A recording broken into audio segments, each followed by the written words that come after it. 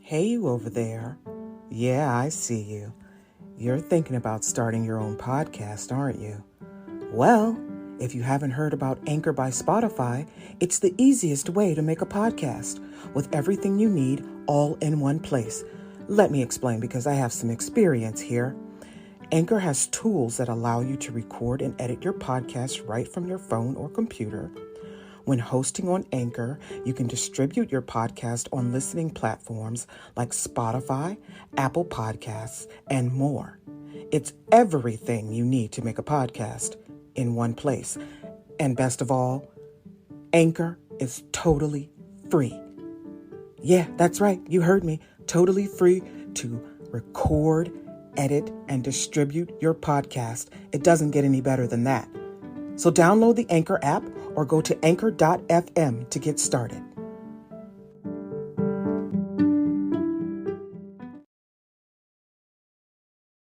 The U.S. legal system comes from the first European colonists. So Latin terms are employed in common law. Some common, see what I did there? Some common phrases include ipso facto, ad hoc, ad litem, de jure, prima facie, de facto, ex parte, and stare decisis. Stare decisis means, in Latin, to stand by things decided. When a court faces a legal argument, if a previous court has ruled on the same or a closely related issue, then the court will make their decision in alignment with the previous court's decision. That is, unless Jesus sent you to do the work, then you can dispense with all of that legal mumbo jumbo, all of that Latin gobbledygook, and do whatever the hell you want.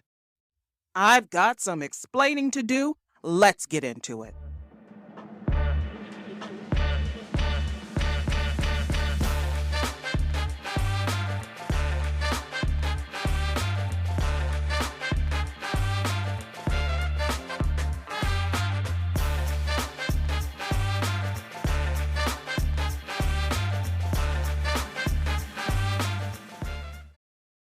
Ladies and gentlemen, boys and girls, welcome to another episode of Ayana Explains It All, the podcast where I tell you where to go and how to get there. This podcast is available on, I know I said last week it was 9 platforms, but no, child. I was incorrect. It's actually available on 12 platforms. Anchor, Spotify, Apple Podcasts, Castbox, Google Podcasts, iHeartRadio, Pocket Cast, Amazon Music, YouTube, Good Pods, Radio Public, and lastly, but not leastly, Stitcher.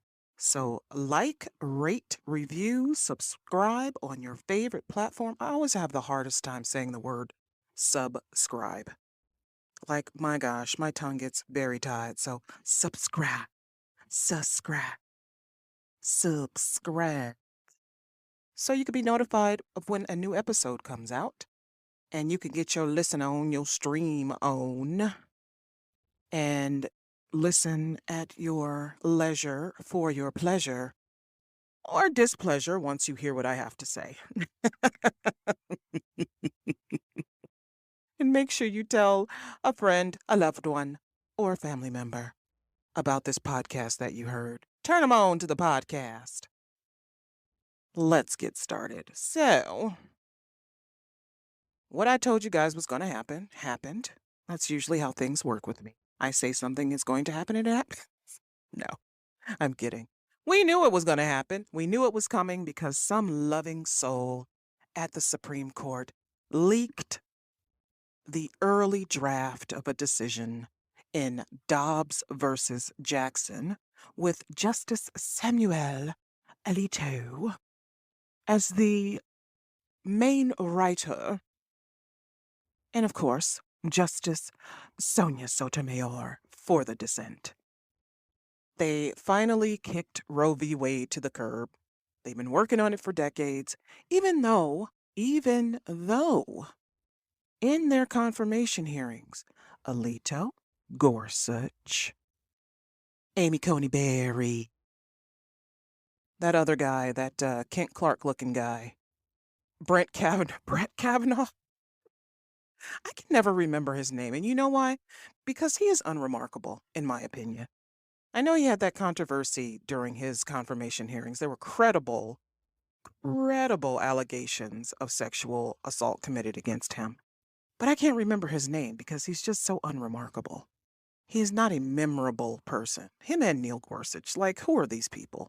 They're the ghosts of the court, really. So they decided, in the majority opinion, that Roe v. Wade was an unconstitutionally decided decision, and they kicked the issue back to the states. Now, states have to decide if they will allow abortion to take place in their borders. And you guessed it, a lot of them has said, hell no. Hell no, you're not going to kill our precious babies. You're not going to kill our little babies with your abortions, you heathens. You God-forsaken heathens. You're all going to burn in hell for killing the babies. Some of them actually said it just like that, actually. I saw the videos on Twitter, so I know it's true. There are people celebrating, forcing a woman to carry a fetus, and with no exception for rape and incest. No exception. So if a woman is raped and she gets pregnant from that rape, she has to carry the fetus if she is in a state where abortion is disallowed, illegal. There are still some states who have said, this is our law, this is what is best. We are going to let women make their own reproductive choices. And those states, I say thank you very much. Thank you. Because even though the Supreme Court has said that this is a states' rights issue, it is actually a human rights issue. Reproductive choices are human rights. You cannot say that some choices you make regarding medical decisions with your body are your choice and then some others aren't. No, they all are. They all are. If I have to carry something in my uterus, whether it be a fibroid, a cyst, or a fetus, it is my decision if I want to carry it, keep it, have it, deliver it, have it removed, have it extracted. It is my decision. You cannot tell me that I can go ahead and have a fibroid removed and not a fetus. You can't tell me that I have to carry my rapist's baby, my rapist's fucking fetus. You cannot tell me that as a woman who has been sexually assaulted, I was molested as a child, that if I got pregnant from that I would have to carry their baby? And it doesn't matter what age the woman or the girl is either. There are girls who get pregnant at 11, 12, 13. They're raped.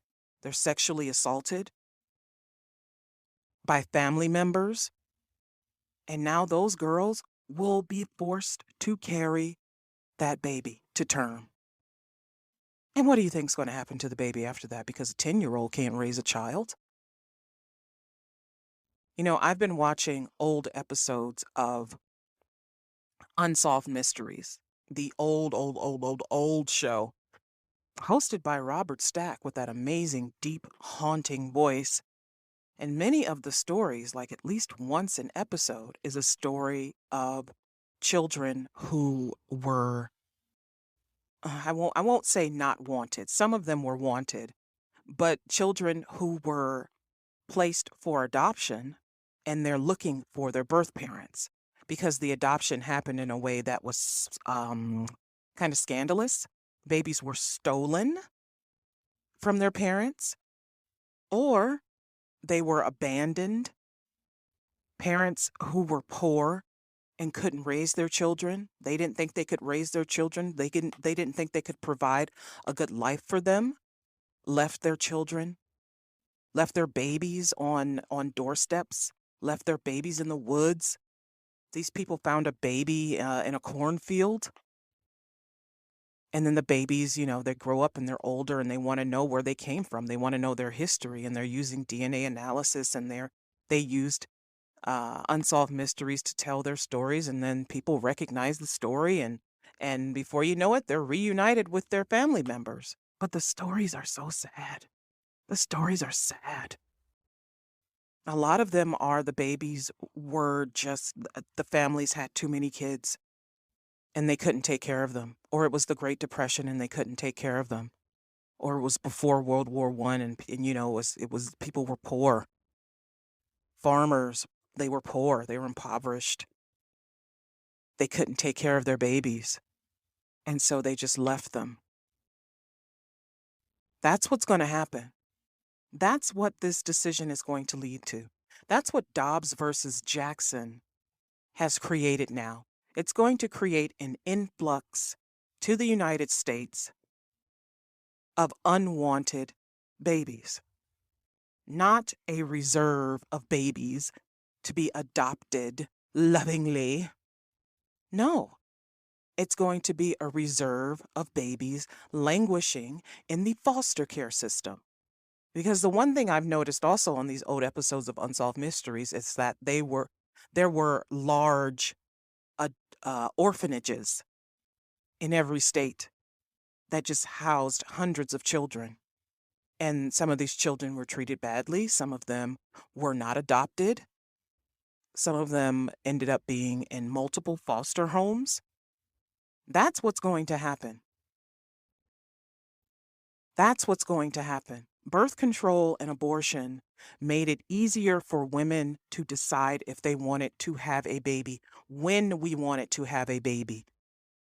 It also made it easier for this country because there was not an influx of babies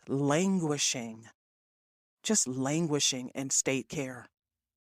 What do you think happens to these babies who are in state care? Sure, they might go into a foster home. How do you think they're treated? And if recent stories are any indication, sometimes the state doesn't give a fuck how these babies are treated. Children go into foster homes, they're molested, they're physically abused, they're neglected, they're mistreated. Foster and adoption are not the angel care that you think they are. So just saying, oh, they'll be adopted, that's bullshit.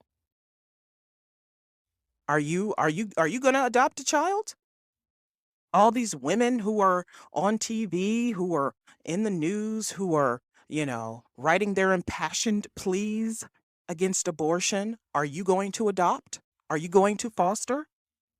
Because I see that as your next step. Now that you've told women that they have to carry a fetus, even when they don't want to, I want all of you who are against reproductive rights, who are against abortion, to go to your local Children and Family Services agency and put down your name to become a foster parent. Because, that's what Jesus would have done.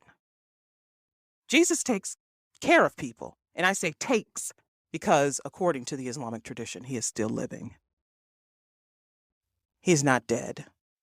But I tell you what, he's probably looking at this shit going, what the hell? And they're doing this in my name? They're forcing women to carry babies in my name? I mean, I don't want to presume what Jesus would say or do. That's actually kind of foolish. But that's what people are doing. That's what this is about. This is about power and control over women and women's bodies through religion. Through religion. If you can imagine, in a country where democracy is the government, religion has become the way that politicians rule, has become the way they make legislation. has become the reason they pass certain legislation, has become the reason they've decided that women should not be in charge of our reproductive organs, that we should not have bodily autonomy, is because somewhere in the Bible, someone said life begins at conception and you don't have a right to terminate a pregnancy. Now, if this is your first time listening to this podcast, I will repeat what I've repeated several times in other episodes. I am Muslim. I've been Muslim my entire life. Islam does not teach that life begins at conception. It does not begin at conception for us. For Christians, it's different. But you see, we don't go around putting our values on people, telling people that this is the way of life they have to follow. No, we respect that people have their own way of life. And we respect their right to live as they want, to believe as they want, to worship as they want in the United States. Now, I can't speak to what goes on in other places, but in the United States, we don't do that shit. We don't impose our beliefs and values on people. And yes, we do believe that the Bible is one of the books of God, but not the Bible as it is today, not the one that men have tampered with. But yet and still, we're not imposing what we believe, our way of life, on anyone. So how is it that you think you can impose your values and your beliefs on us, on me, on anyone? You believe as you believe, and that is fine. But I don't. And I don't have to practice what you practice because I don't believe what you believe. But guess what? Even if you don't believe anything, even if you have no belief system, even if you're just a fucking lump on a log, I'm not going to put my values on you. I'm not going to tell you that what I do is what you should be doing and that you're meaningless, valueless, worthless if you don't follow what I follow. No, I'm going to let you do what you want to do because it is not up to me to decide for you what your way of life should be. I'm not going to tell you what to do with your fingers, with your toes, with your legs, with your gonads, with your urethra, with your ovaries, with your breast, with your neck, with your head, with your mouth. Because that is not for me. That is your body. We have bodily autonomy. We have bodily autonomy. And anything that challenges that, anything that tries to impose itself on that, any type of oppression that seeks to control that must be gotten rid of, because bodily autonomy is a human right. It's not states' rights. It's not federal government rights. These are human rights. The right to determine if you want to, number one, have a baby. Some women don't want to carry a fucking baby, and I don't blame them.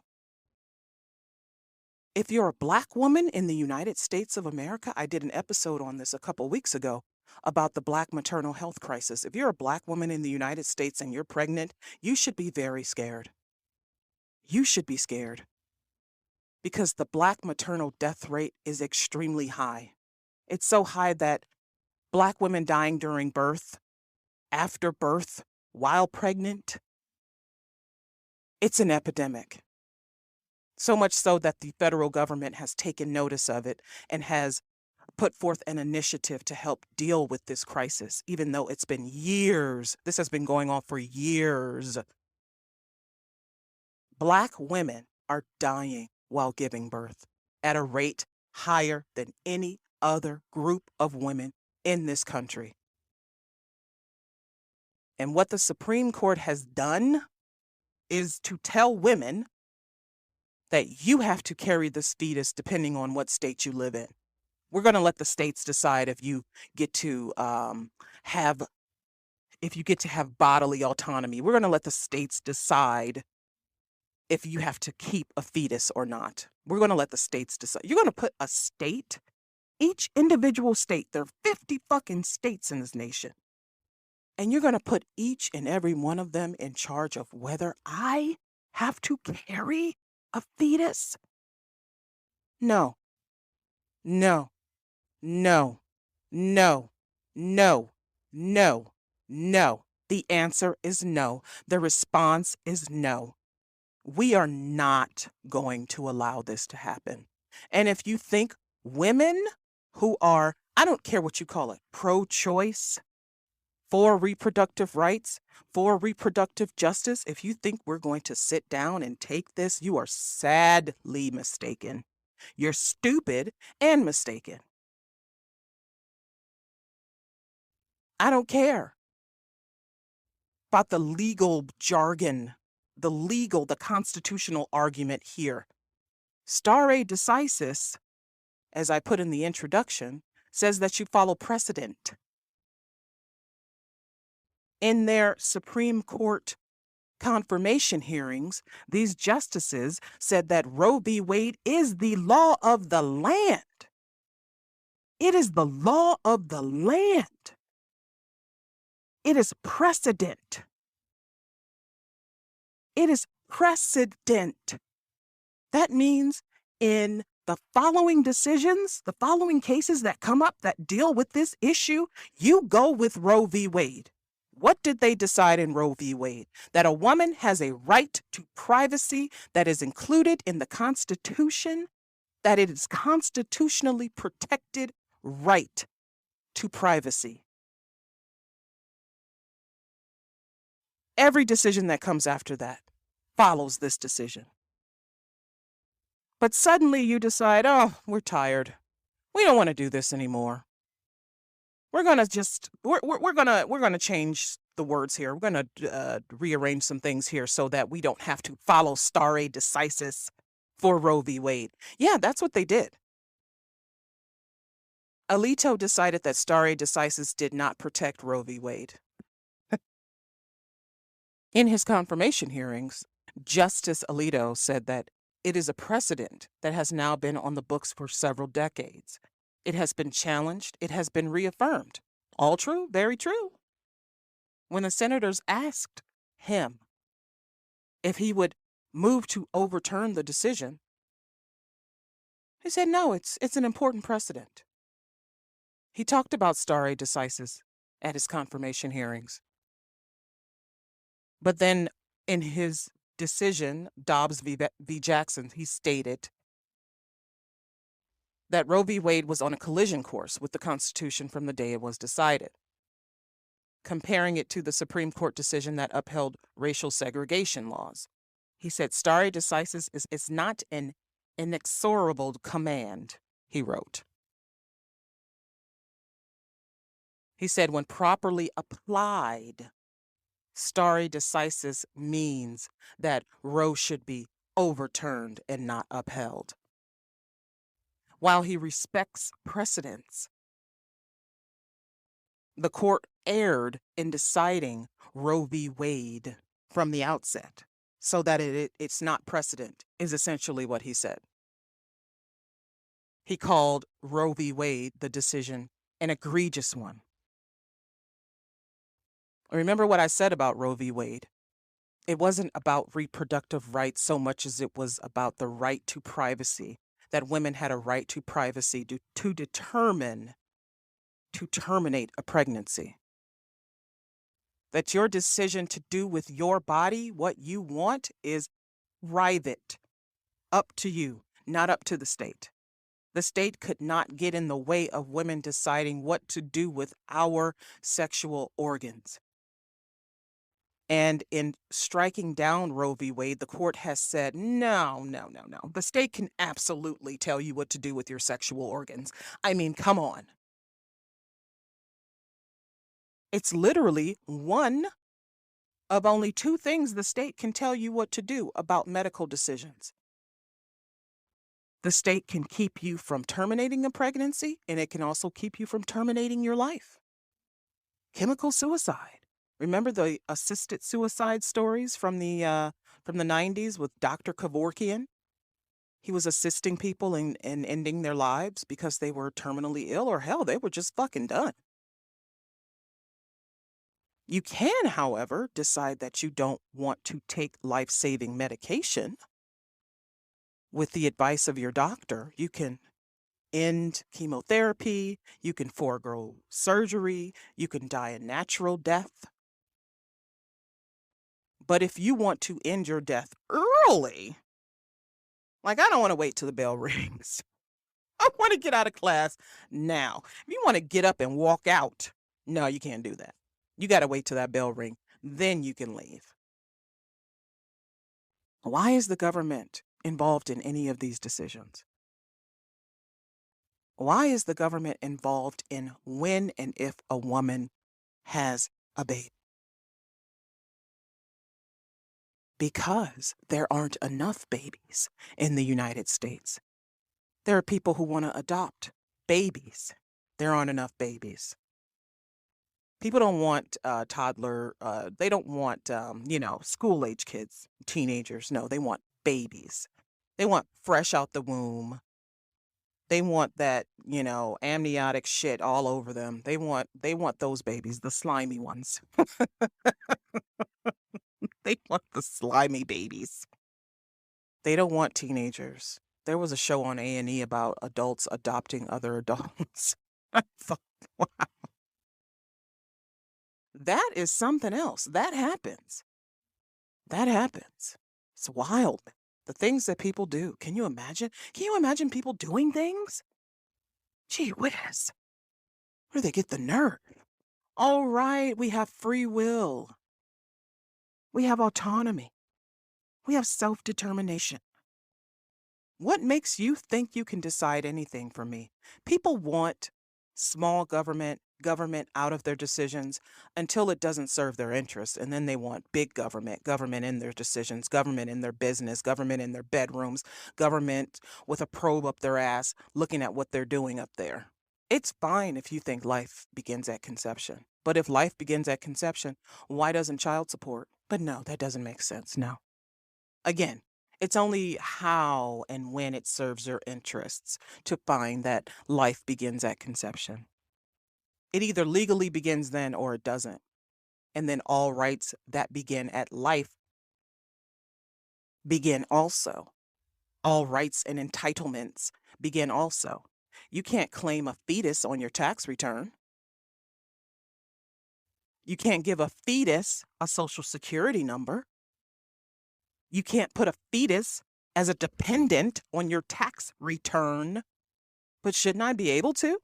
If life begins at conception, well, then I'm about to get pregnant 11 times, and I'm about to put all them babies on my tax return, honey. All of them. But again, it's just people making decisions and determinations based on what is convenient for them because of something they read in a book somewhere, because of something somebody told them, because they're ignorant, narrow-minded. They're too selfish to see that this is none of their business.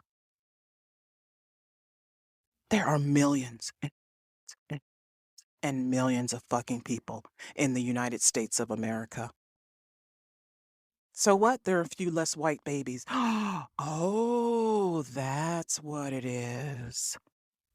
There are too many fewer white babies.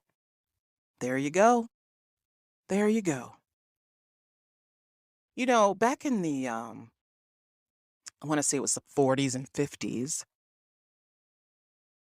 middle class, wealthy families, white ones, of course. The men who were the heads of these households, as young men, they were promised a certain social status, a certain class status, certain income, certain trimmings that go with that.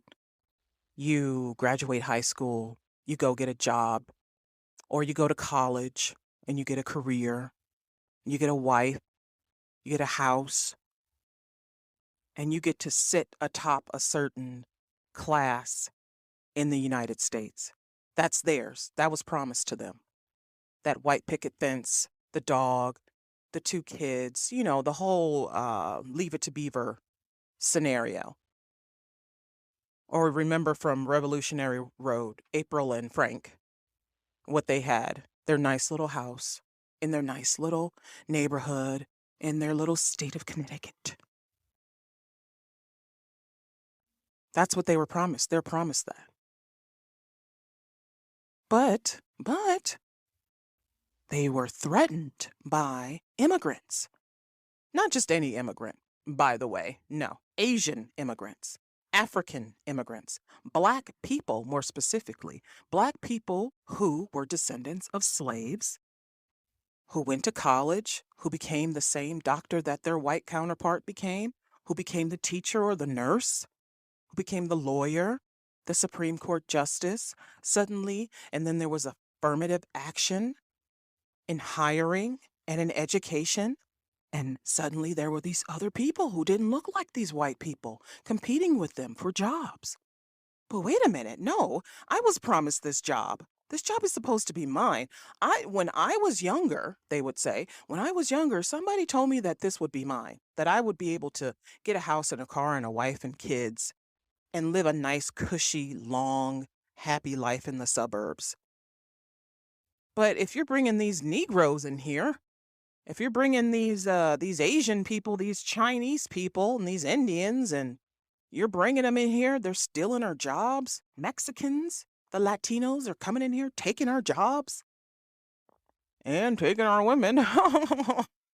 No, this cannot be. This cannot be. And they're having lots and lots of babies too. They're having lots of babies. Got to do something about that. We got to find a way to make their birth rate go down. Make ours go up. We got to find something to do with all these Black babies, all these Latino babies, these Chinese babies. We got to find something to do with these people because we don't want our kids having to compete with them for anything. We don't want our kids going to school with them. We don't want to be living with them. No, this was promised to us. Look at what is happening. Government, please step in. See? Then the government has to step in and help. And just for the record, women were having abortions before Roe v. Wade. They weren't safe abortions. Remember in Evolutionary Road, April stuck a vacuum cleaner hose up her baby chute and tried to give herself a vacuum abortion. So women were having abortions. They were drinking bottles of lye. They were using coat hangers. They were drinking all kinds of teas and concoctions and whatever they could do, whatever they could find. Women were throwing themselves down the stairs. Women were doing all kinds of desperate things because they did not want to be pregnant. And either abortion wasn't available or it was hard to get one. So there were abortions. They just were not safe. They weren't safe. And it certainly wasn't safe for anyone who was performing them either. The doctors, the midwives, the women in the community who were helping women terminate their pregnancies, it wasn't safe for them. They would go to prison or they would be killed. That's what we're going back to. We're not going back to no abortions. We're going back to unsafe abortions. We're going back to the overwhelming increase of unwanted babies. Now, you can force a woman to carry a fetus, but you're not going to be able to force a woman to keep a child she doesn't want. And I tell you how it's going to come out, how she's going to end that. Child abuse, abandonment. Now, there are places where you could take a baby to a fire station and there's a special box that you can leave the baby in, et cetera, et cetera. But those aren't available everywhere. Those are not everywhere. There are women who are delivering babies alone and afraid, delivering babies addicted to drugs. And so, there are cases where women deliver babies in toilets. There are cases where women deliver babies and they didn't know that they were pregnant. They don't know how to deliver a baby. And so they don't receive proper maternal health care. They don't receive proper prenatal health care. And so they're suffering while giving birth, and the child is suffering in the womb. The baby, the fetus, is suffering in the womb. I try to use the word fetus because, for obvious reasons, it's a fetus.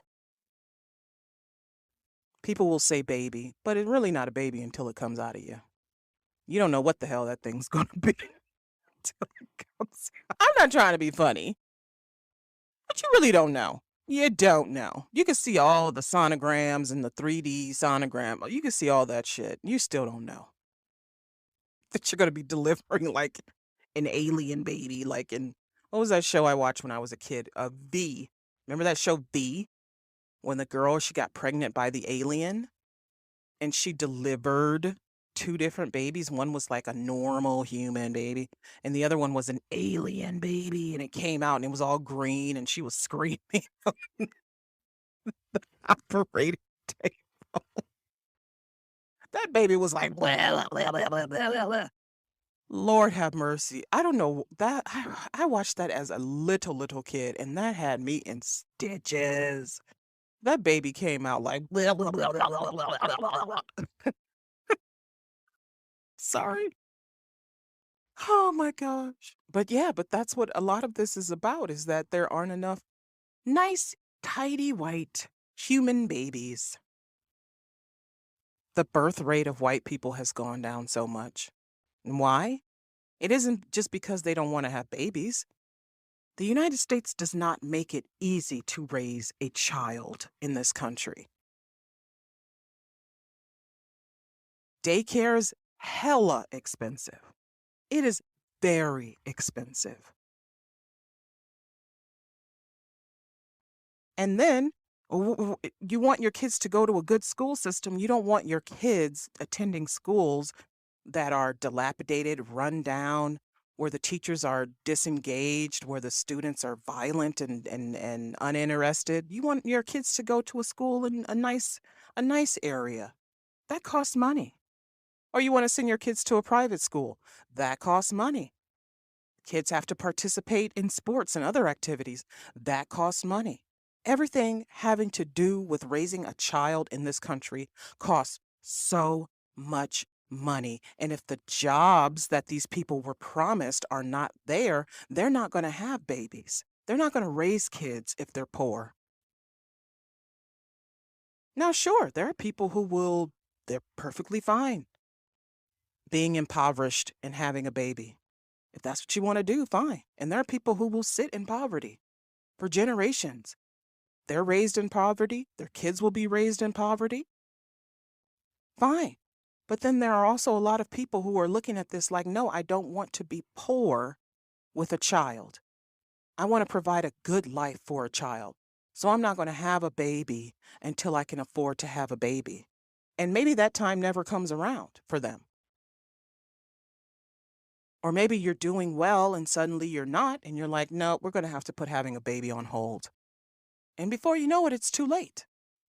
Yeah, it could be too late for women. Maybe not men, but for women, it could be too late.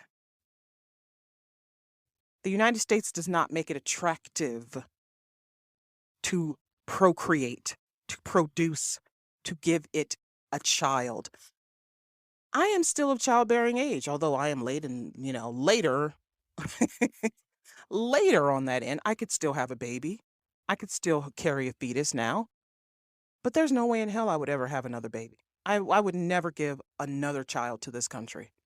I wouldn't do it. I'm not going to do it. There's class warfare. There's racial warfare. And now women don't have bodily autonomy. The right to privacy has been eroded by the SCOTUS. Pretty soon, they're going to be telling you that, who you want to marry depends on what state you live in, because the state said you can't marry who you want to marry.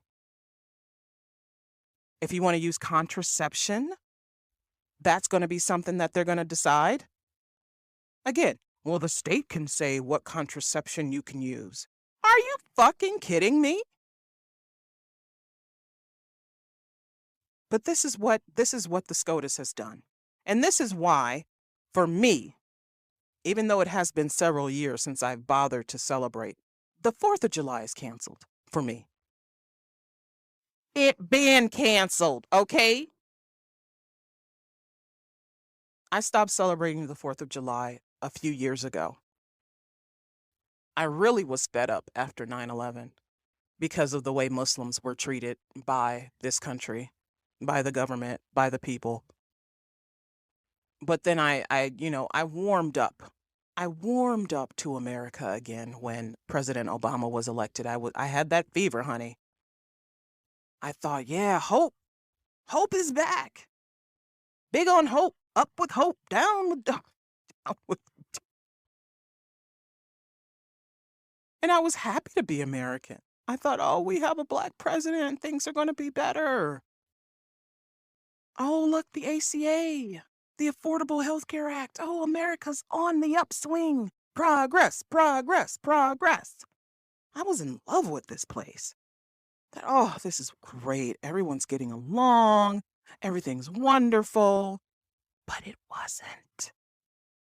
There was something really sick brewing beneath all of that love and happiness and joy and hope. There was something really ugly brewing. People were resentful, again, that a black person had a job that was promised to them. Obama had a job as president.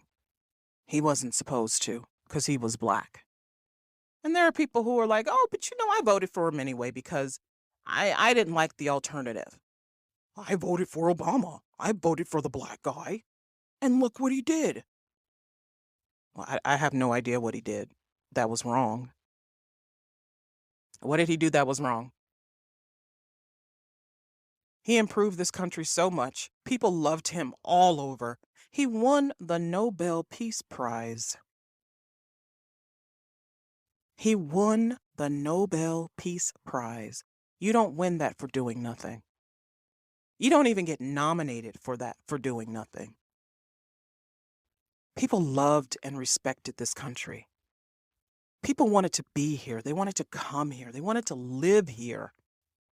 But suddenly it was decided because this black man was president and he wasn't doing what people wanted him to do. He wasn't progressive. He's a middle of the road liberal. If you're a progressive, if you're ultra liberal, obviously you don't like that. If you're Republican, you sure as hell don't like it. But the middle of the road, the mildly conservative liberals, those are the people who are usually getting these jobs, these political jobs, because people don't like progressivism. They don't like the extreme. They love the extreme Republicans, though. I don't know how them fuckers keep getting elected. Them idiots you see on TV who can't even spell, who can't spell America. But Obama was, he wasn't liberal enough. He wasn't liberal enough. He wasn't black enough. He didn't do anything for black people. I have to ask black people, what is it that you want? I'm telling you where we are deficient. And Obama gave you resources to help get on your feet. Sure, it was tight for a while. We were dealing with a war. We were coming out of a recession. Had to put things back together. But you have no idea what the ACA did for black people, for the black community. I saw it firsthand. People went from not being able to afford treatment, life-saving treatment, to being able to afford it. I know that people look at healthcare, they look at healthcare services, and they don't see that as a big deal. But when you are unhealthy, you cannot function in your job, you can't function in your relationships, your friendships, you can't function for yourself. When you are unwell, what are you doing? Your health should be first and foremost. So anyone who tries to help you with that does you a big fucking favor. And I know it's not perfect, the Affordable Care Act. It's not perfect. It has some bugs. Some things could be worked out. Some things could have been expanded. But it gave people, a lot of people, healthcare options that they did not have in years prior. And it continues to do so. Why people shrug off their health is beyond me. Why people shrug off healthcare services like it's not a big deal is beyond me. Because when you need it, you see just how much of a big deal it is. When you haven't been receiving primary care for years and suddenly you're all puffed up and you go to the hospital and they tell you that you have dangerously high blood pressure and you're in danger of having a stroke, you realize how important it is to get your health under control. And anyone who helps you with that is on your side. And that is what the Obama administration did. That is what Joe Biden did. That is what the Congress did. That is what the Senate did under Obama. That's what they did. So people saying that he did nothing for black people are full of shit. But it just goes back to how black people really are not paying attention to their health in the first place. So if you don't see how this has helped black people, well, yeah, obviously, you don't see what you don't use. But people were so upset with Obama by the end of the Obama administration. They were so mad. This black.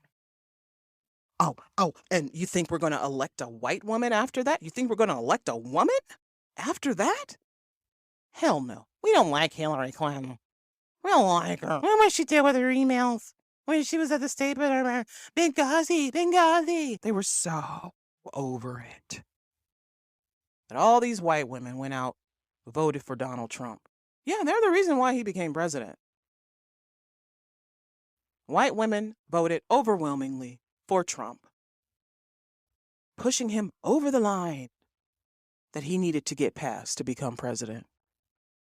There are people who love this man. They love the way he talks. They're so engaged with the way he talks. They swoon and they love it. They love someone who talks to them like they ain't shit. That's what I notice about people. Some people just love being talked to in that manner. They love being disrespected.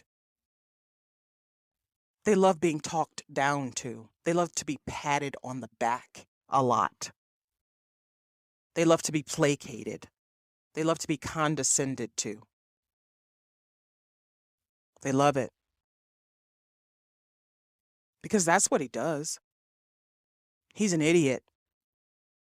He knows nothing. But because he's a white man with power and money, those types always get votes. Those types always get crowds. But we're always giving wealthy people applause. We're always giving them praise. We're always looking to them for the answers. We're always looking to them for what we should do next. Instead of figuring it out for ourselves, instead of figuring it out on our own, I read a story the other day. I think it was for charity, of course, but someone paid $16 million to have dinner with them and a group of friends with Warren Buffett. He was not going to give any stock tips, but he would talk to you about whatever you wanted to talk about. They paid to have dinner with this man. And you know why? Because he's a wealthy white man. He's made a boatload of money, billions and billions of dollars. And people just love to be in the presence of someone wealthy. They love to say that they got to sit with and break bread with someone wealthy. We're so dazzled by wealth. We're so intoxicated by wealth. It's disgusting. Wealthy people could tell us anything. Wealthy people could use us in any manner, and they have. We don't care because we think it's for greater good. We see these people as, the great dad that we never had, or the dad we wish we could be, or the mom, or whoever the fuck. We look at these people and we admire them when we don't even know a thing about these people. We don't know these people. And if you knew them, if you knew truly what these people have done, what they're capable of doing, what they're hiding, you'd be disgusted. You turn away from them. Or maybe you wouldn't, because maybe you're just like them. And you think that aligning yourselves with them means that they're going to break you off some of their change. And they don't. They do not. 4 years Donald Trump was president. He didn't do a fucking thing for this country except embarrass us. We became an embarrassment. He was impeached twice. He tried to overthrow a fair and free election for president. He tried to undermine certification of the election for the President of the United States of America. That is a huge deal. That's sedition. That's traitorous. He called on people to interfere in certification of election results in Georgia, Arizona, Pennsylvania. He tried to take your vote and make it go away because he was unhappy that he lost. And this is something that rich people do all the time. They fucking cheat to win. They cheat to win. They think that they can buy their way through a race using power and influence, using wealth. This is what they do. This is why many of them are not to be trusted. They cheat to win. Donald Trump cheated to win in 2016. And look at everything that unfolded after that. There has not been one good thing that has happened since then. He even ended his run poorly. He even ended his run poorly. Now, this is something that I don't understand about Christians. God will literally show you who is against you, and you will run right to his arms. You will run towards your enemy. You will run right towards your enemy. You run to the fire. You all run to the fire. You run to the fire. You don't live the words that you preach. You don't live the words you are taught. But then you want to take your values and put them on other people. You don't even fucking follow the values that you say we should follow. You want to put your laws on my body and you don't even follow them. There are impoverished, hungry children waiting to be fed, waiting to be cared for. And what do Republicans do? These so-called good Christian Republicans, they vote against the expansion of the food stamp program. They vote against the expansion of Medicaid. They want to take Social Security away. They want to take Medicare away. They want to take free health care away. They want to overturn the ACA. They want to get rid of early childhood education. They don't want to invest in public schools. They don't want to invest in inner cities. They want poor people who have no boots to pull themselves up by their bootstraps. But you want me to follow your values? Fuck you and your values. Your values don't mean shit if you don't follow them. Why would I follow you into the fire? I wouldn't. There is no freedom in America if women and children and men even do not have bodily autonomy. There is no freedom here. So while you all on the 4th of July are waving your flags and pissing in your American flag Speedos, your American flag bikinis, you think about if you're really free. You are not free. You are controlled. You are controlled. And you are controlled because you allow yourselves to be lied to. You allow yourselves to be led astray. You allow yourselves to be treated as if you are things and not human beings with free will, bodily autonomy, freedom to move about, freedom to determine for yourself what you're going to do with your life, freedom to marry, freedom to decide when you want to procreate. You don't have any of those freedoms. Once the SCOTUS undid Roe v. Wade, as Clarence Thomas said in his memo, the court should look at all of these other ones too. Not to mention that he forgot about Loving versus Virginia. The court shouldn't look at that one, and you know why? Because he's married to a white woman. He's in an interracial marriage. So the courts should leave that one alone. But all these other ones where the courts decided that there was a right to privacy protected by the Equal Protection Clause of the U.S. Constitution, those are bad. Get rid of those. Let the states decide who you can marry. Let the states decide if you can have an IUD implanted in you to regulate your periods. Let the states decide. Let the states make medical decisions for you. Does this sound like how you want to live while you're out there eating your fucking hot dogs and apple pie and lighting up your sparklers and partying to your Kid Rock music? Does that sound like how you want to live?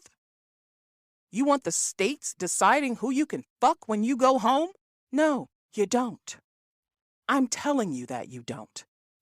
I'm telling you, there's a reason why these decisions were decided the way that they were. There's a reason why. Because minds had changed about sex and reproducing, about marriage. And no, we're not going to go back to what the forefathers wanted. We don't give a fuck what the forefathers wanted. They used dentures made of teeth from slaves. They owned slaves. They raped slave women. They impregnated slave women. They sold people. They beat people. They owned people. I don't give a fuck what they thought. When the U.S. Constitution was passed, Black people weren't even people. Black people weren't even people. And the colonists were genocidal maniacs who, despite fleeing England for a better life in the United States, did not create a better life in the United States. I'm telling you, you don't want to live with the government in your decisions. You don't want to live with the government in your personal, private decisions. We do not want to go back to that. And this 4th of July, when you're out with your families and you're barbecuing your ribs and you're having your political discussions and you're puffing up your chest, remember that if your daughter is raped and she gets pregnant, she has to carry that fetus. And I hope you feel like shit when you think about it. I hope you feel the weight of this decision in Dobbs versus Jackson as an elephant on your chest, and I hope it crushes you. You all have no idea the storm that is coming. You don't know the storm that is coming because you're so oblivious. You're so busy cheering on the fact that, yay, more babies. What did Sarah Huckabee Sanders say? She's a candidate for governor in Arkansas. We want the babies to be as safe in the womb as they are in the classroom in the workplace. She's serious? American children are not safe in the classroom. Last month, 19 kids and 2 of their teachers were murdered in their classroom, in their school. There's a mass shooting nearly every day in this country. People are murdered at their workplace, by their coworkers, by random idiots who come in with guns who are disgruntled or unhappy or whatever the fuck. People are not safe in the workplace. People are not safe at school. Is she kidding me? Is she kidding? You're going to make sure the babies are safe in the womb? Okay, tell me how you're going to do that. Or you just decided today that you were going to do that. Even though the Black maternal death rate has been climbing for years, you just decide, oh, we're going to do it now. Now that we got our Roe v. Wade taken down, we're going to do something about the way mothers and fetuses are treated in the healthcare system. Just now? So all of your inaction for all of these years didn't mean anything because now you finally got what you want. Now you know how to proceed. Are you fucking kidding me, you fucking hypocrites?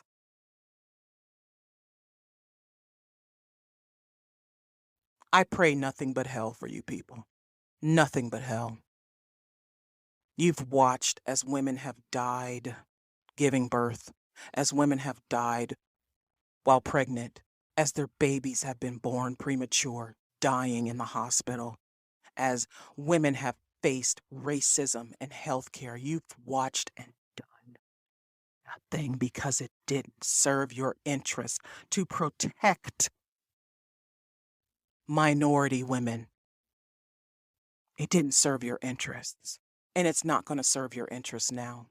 You're not suddenly going to care about Black women and Black babies because you force us to carry a fetus. You're not suddenly going to care about us.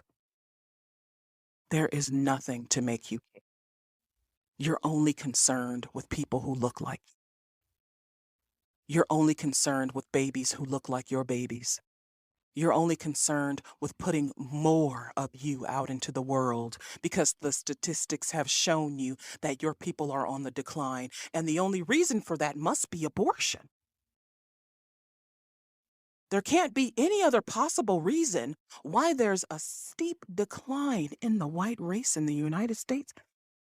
I rack my brain and I can't think of one. That's sarcasm, but. So for me, at least, the 4th of July is canceled, and I will not be re-upping anytime soon. I will not celebrate a country that cheers for the demise of Black people, that does not protect Black people. I will not celebrate anything until we are all free. Until we are all free, none of us is free. And this has been Ayana Explains It All, brought to you by Heavy Sighs.